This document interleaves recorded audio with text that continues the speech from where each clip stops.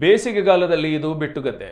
ಆದರೆ ಮಳೆಗಾಲ ಆರಂಭ ಆಗ್ತಿದ್ದ ಹಾಗೆ ಆ ಒಂದು ಗದ್ದೆಯಲ್ಲಿ 3 ಬಾವಿಗಳು ಕಾಣಿಸಿಕೊಂಡಿವೆ.